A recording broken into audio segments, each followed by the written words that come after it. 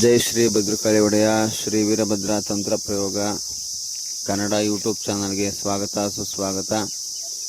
ವೀಕ್ಷಕರ, ಇಂದಿನ ಈ ವಿಡಿಯೋದಲ್ಲಿ ನಿಮಗೆ ಪರಿಚಯಿಸುತ್ತಿರುವ ಅತ್ಯದ್ಭುತವಾಗಿರ್ತಕ್ಕಂಥ ವನಸ್ಪತಿ ಅಥವಾ ಗಿಡಮೂಲಿಕೆ ಪೂರ್ಣವಾಗಿರ್ತಕ್ಕಂಥ ಮರದ ಕಳ್ಳಿ ಅಂತ ಇದನ್ನ ಕರೀತಾರೆ. ಇದು ಬೆಟ್ಟ ಗುಡ್ಡಗಳಲ್ಲಿ, ಜಂಗಲ ಪ್ರದೇಶಗಳಲ್ಲಿ, ಕಾಡು ಮೇಡುಗಳಲ್ಲಿ ಜಾಸ್ತಿ ಬೆಳೀತಕ್ಕಂಥದ್ದು. ಜಾಸ್ತಿ ಅತಿರೇಕಕ್ಕೆ ಅಂತಂದಾಗ ಬೆಟ್ಟ ಗುಡ್ಡಗಳಲ್ಲಿ ಅಂದರೆ ಒಂದು ಕಲ್ಲಿನ ಬದಿಯಲ್ಲಿ ಬೆಳೀತಕ್ಕಂಥ ಒಂದು ವನಸ್ಪತಿ ಇದು. ಆಯಿತಾ, ಇದನ್ನ ಕೆಲವೊಂದು ಆಯುರ್ವೇದಿಕ್ ಪದ್ಧತಿಗಳಲ್ಲಿ ಬಳಸ್ತಾರೆ. ಆಯುರ್ವೇದಿಕ್ ವಿಚಾರವಾಗಿ ನಮಗೆ ಗೊತ್ತಿಲ್ದಿರೋ ಮಾಹಿತಿ ನಾವು ಕೊಡಬಾರ್ದು, ನಮಗೆ ಗೊತ್ತಿಲ್ಲ. ಬಳಸ್ತಾರೆ ಅನ್ನೋದು ನನಗೆ ಗೊತ್ತು. ಆಯಿತಾ, ಬಳಸ್ತಾರೆ, ಏನಕ್ಕೆ ಬಳಸ್ತಾರೆ ಅನ್ನೋದು ಗೊತ್ತಿಲ್ಲ. ಹಂಗಾಗಿ ನಾನು ಅದ್ರ ಮಾಹಿತಿನ ಕೊಡೋದಕ್ಕೆ ಇಷ್ಟಪಡಲ್ಲ. ಯಾಕೆ ಅಂತಂದರೆ, ಇವಾಗ ಯಾವುದೋ ಒಂದು ವಿಡಿಯೋ ಬಂತು, ಯಾವುದೋ ಒಂದು ಪ್ರಯೋಗ ನಾವೇನೋ ಹೇಳಿದ್ದೀವಿ ಅಂತಂದ್ರೆ ಅದನ್ನ ಮಾಡಿ ಟೆಸ್ಟ್ ಮಾಡೋ ಅಂಥವ್ರು ತುಂಬ ಜನ ಇದ್ದೀರಾ. ನೋಡೋಣ, ಇದನ್ನ ಮಾಡೋಣ, ಇದು ಮಾಡಿದ್ರೆ ಏನಾಗುತ್ತೋ ಟೆಸ್ಟ್ ಮಾಡೋಣ ಅನ್ನೋಂಥವ್ರು ಇದ್ದೀರಾ. ಹಂಗಿರೋದ್ರಿಂದ ನನಗಾದ್ರೂ ಆಯುರ್ವೇದಿಕ್ಗೆ ಸಂಬಂಧಪಟ್ಟ ಹಾಗೆ ಅಷ್ಟೊಂದು ಮಾಹಿತಿಗಳು ನನಗೆ ಗೊತ್ತಿಲ್ಲ. ಆಯುರ್ವೇದಿಕ್ ಪಂಡಿತರುಗಳು ಇನ್ನೊಬ್ಬರು ಮತ್ತೊಬ್ಬರು ಗೊತ್ತು. ಆಯಿತಾ, ಆಯುರ್ವೇದಿಕ್ ವಿಚಾರವಾಗಿ ಏನೇ ಬೇಕು ಅಂತಂದ್ರೂ ಅದ್ರ ಮಾಹಿತಿನ ಕೊಡೋಂಥವ್ರು ನನ್ನಲ್ಲಿದ್ದಾರೆ. ಆದರೆ ಅದಕ್ಕೆ ಪ್ರಮಾಣ, ಇವಾಗ ಯಾವುದೇ ಒಂದು ಗಿಡಮೂಲಿಕೆಗಳಾಗಿರ್ಬೋದು, ಯಾವುದೇ ಒಂದು ಸಸ್ಯಗಳಾಗಿರ್ಬೋದು, ಅದಕ್ಕೆ ಸಂಬಂಧಪಟ್ಟಂಗೆ ಯಾವ ಪ್ರಮಾಣದಲ್ಲಿ ಯಾವ್ಯಾವ ರೀತಿ ಎಷ್ಟೆಷ್ಟು ಹಾಕಬೇಕು, ಏನು ಮಾಡಬೇಕು, ಅದಕ್ಕೆ ಪಥ್ಯ ಏನಿರಬೇಕು, ಪ್ರತಿಯೊಂದೂ ಆಯುರ್ವೇದಿಕಲ್ಲಿ ಇರೋಂಥದ್ದು ಇರ್ತದೆ. ಇದ್ರ ಬಗ್ಗೆ ನಮಗೆ ಗೊತ್ತಿಲ್ಲದ ಕಾರಣ ನಾವು ತಪ್ಪು ಮಾಹಿತಿಗಳನ್ನ ಕೊಡಬಾರ್ದು. ಹಂಗಾಗಿ ನಂಗೆ ಅದ್ರ ಬಗ್ಗೆ ಅಷ್ಟೊಂದು ಗೊತ್ತಿಲ್ಲ. ಒಂದು ಭಾಗ ನಮ್ಮ ಒಂದು ವಾಮಮಾರ್ಗ ಮಾಟ ಮಂತ್ರ ತಂತ್ರ ಕುತಂತ್ರ ಪ್ರಯೋಗಗಳು, ಷಟ್ಕರ್ಮ ಪ್ರಯೋಗಗಳು ಮತ್ತು ತಾಂತ್ರಿಕ ವಿದ್ಯೆಗಳಿಗೆ ಸಂಬಂಧಪಟ್ಟ ಹಾಗೆ ಇದನ್ನು ದೊಡ್ಡ ಮಟ್ಟದಲ್ಲಿ ಉಪಯೋಗಿಸೋಂಥದ್ದು ಇರ್ತದೆ. ಆಯಿತಾ, ಮತ್ತು ಇದು ರಸವಿದ್ಯೆಗೂ ಬರ್ತದೆ. ರಸವಿದ್ಯೆಗೂ ಬರ್ತದೆ. ರಸವಿದ್ಯೆ ಅಂತಂದರೆ, ನೀವು ಪಾದರಸನ ಗಟ್ಟಿ ಮಾಡಬೇಕು ಅಂತಂದರೆ ಇದರ ಹಾಲನ್ನು ತಗೊಂಡು ಇದರ ಹಾಲಲ್ಲಿ ಪಾದರಸನ ಗಟ್ಟಿ ಮಾಡಬಹುದು. ಎಷ್ಟು ದಿನ, ಯಾವ ರೀತಿ, ಏನು ಎತ್ತ ಅಂತಂದರೆ ಇದನ್ನು 48 ದಿವಸ ಈ ಹಾಲಲ್ಲಿ 48 ದಿವಸ ಕಂಟಿನ್ಯೂಸ್ ಆಗಿ ಅರಿಬೇಕು. ಆಯಿತಾ, ಸತತವಾಗಿ ಅದನ್ನ ಹರಿದಾಗ ಅದು ಈ ಹಾಲಲ್ಲಿ ಗಟ್ಟಿ ಆಗ್ತದೆ. ಏನು, ಈ ಕಳ್ಳಿ ಮರದ ಹಾಳಲ್ಲಿ ಅರಿಬೇಕಾಗ್ತದೆ. ಇದು ಹೂ ಬಿಡ್ತದೆ. ಹೂ ಬಿಟ್ಟಾಗ ಇವಾಗ ಸುಮ್ಮನೆ ಹಿಂಗೆ ನಿಮ್ಗೆ ಬರೀ ಮುಳ್ಳು ಮಾತ್ರ ಕಾಣಿಸ್ತಾ ಇದೆ. ಇದು ಹೂ ಬಿಡ್ತದೆ. ಹೂ ಬಿಟ್ಟಾಗ ಆ ಹೂವನ್ನು ಕಿತ್ತಾಗ ಅದರಲ್ಲಿ ಹಾಲು ಬರ್ತದೆ. ಇವಾಗ ಇದನ್ನೇನೇ ಮಾಡಿದ್ರು ಇದರಲ್ಲಿ ಹಾಲು ಬರಲ್ಲ. ಪ್ರಕೃತಿ ಚೆನ್ನಾಗಿ ಅರ್ಥ ಮಾಡ್ಕೋಬೇಕು, ತಲೆ ಕೆಡಿಸ್ಕೋಬೇಕು. ಪ್ರಕೃತಿ ಬಗ್ಗೆ ಅರ್ಥ ಮಾಡ್ಕೊಂಡಾಗ ಮಾತ್ರ ಪ್ರಕೃತಿ ಬಗ್ಗೆ ನಮಗೆ ಗೊತ್ತಾಗ್ತದೆ. ನಮ್ಮನ್ನ ಪ್ರಕೃತಿ ಅರ್ಥ ಮಾಡ್ಕೊಂತದೆ. ಆಯಿತಾ, ಅದೊಂದು ಭಾಗ. ಇದರಲ್ಲಿ ಹೂ ಬಂದಾಗ ಇದರಲ್ಲಿ ಹಾಲು ಬರ್ತದೆ. ಹಾಲು ಬಂದಾಗ ಹಾಲನ್ನು ತೆಗೆದು ಪಾದರಸದೊಳಗಡೆ ಹಾಕಿ, ಇಷ್ಟು ಪ್ರಮಾಣ ಅಂತ ಇರ್ತದೆ. ಪಾದರಸ ಎಷ್ಟಿರ್ತದೋ ಹಾಲು ಅಷ್ಟೇ ಇರಬೇಕು. ಹಾಲು ಹಾಕಿ ಚೆನ್ನಾಗಿ ಹರಿದು ಅದನ್ನ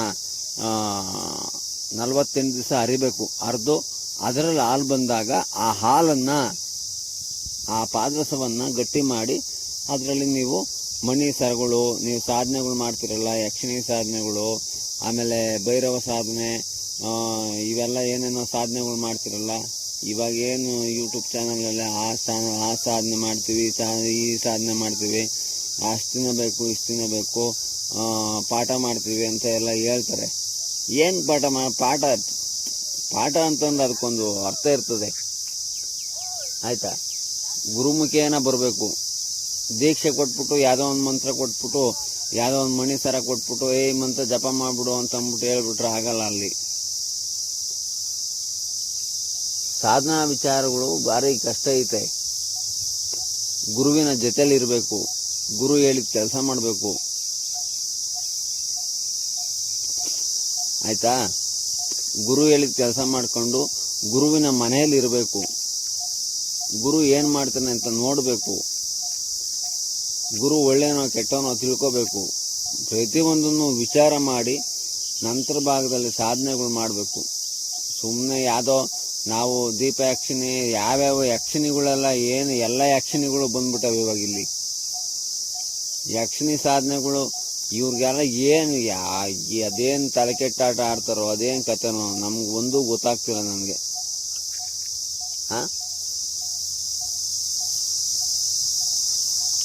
ಯಾವುದೋ ಒಂದು ಮಂತ್ರ ತಿಳ್ಕೋಬೇಕು ಅಂತಂದ್ರೆ 6 ತಿಂಗಳು ಗುರುವಿನ ಹಿಂದೆ ಅಳ್ದಿದ್ದೀನಿ.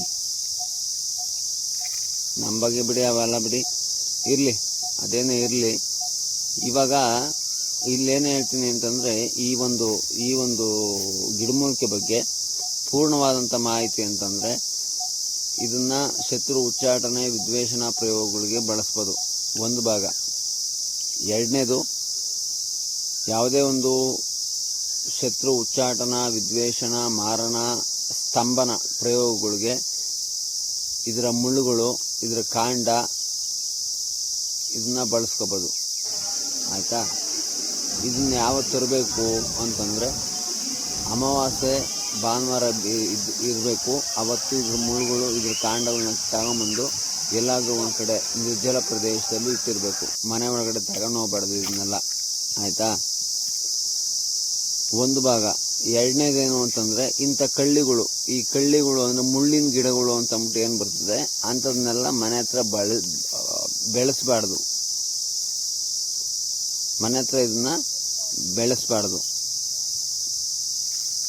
ಅದ್ಯಾರ ಅಮ್ಮ ಪಾಟ್ಗಳಾಗೆಲ್ಲ ಏನೇನೋ ತಗೊಂಬಂದು ಎಲ್ಲ ಮನೆಗಳ ಹತ್ರ ಎಲ್ಲ ಜೋಡಿಸ್ಕೊಂಡು ಎಲ್ಲ ಬರೀ ಮುಳ್ಳಿನ ಗಿಡಗಳೇ ಅಲ್ಲಿ.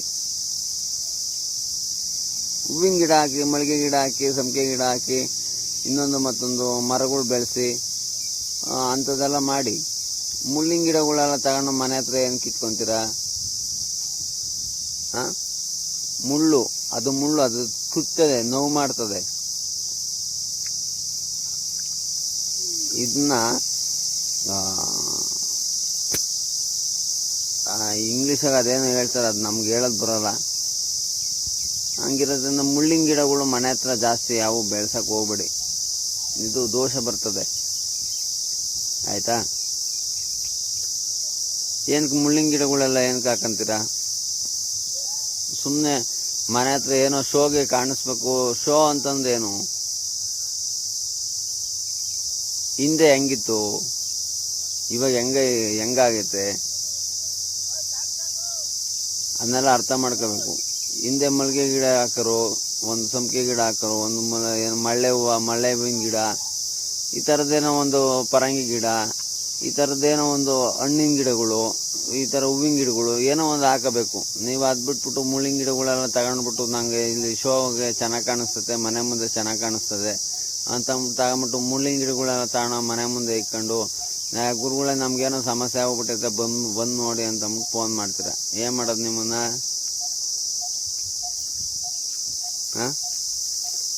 ಪ್ರಕೃತಿ ಒಳಗೆ ಎಲ್ಲಿರಬೇಕು, ಆ ಗಿಡಗಳು ಮರಗಳು ಎಲ್ಲಿರಬೇಕು ಅಲ್ಲೇ ಇರಬೇಕು.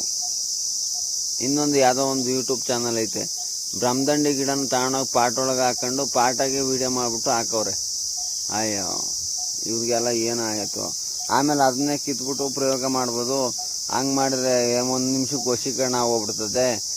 ಈ ಬೇರು ತೆಗೆದ್ಬಿಟ್ಟು ಹಂಗೆ ಮಾಡಿಬಿಟ್ರೆ ಹಿಂಗಾಗುತ್ತೆ, ಹಿಂಗಾಗುತ್ತೆ. ಏನು ಅದೆಲ್ಲ?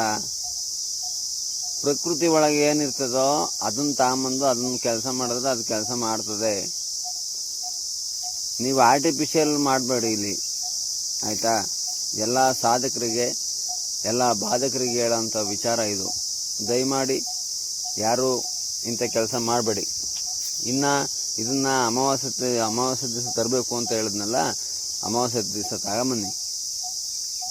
ಆಯಿತಾ? ಶತ್ರುನಾಶ, ಶತ್ರು ಸಂಹಾರ, ಶತ್ರು ಮಾರಣ ಪ್ರಯೋಗ, ಶತ್ರು ಉಚ್ಚಾಟನ ಪ್ರಯೋಗ, ಇಂಥದಕ್ಕೆಲ್ಲ ಆಮೇಲೆ ಪುತ್ತಲಿ ಪ್ರಯೋಗಕ್ಕೂ ಬರ್ತದೆ.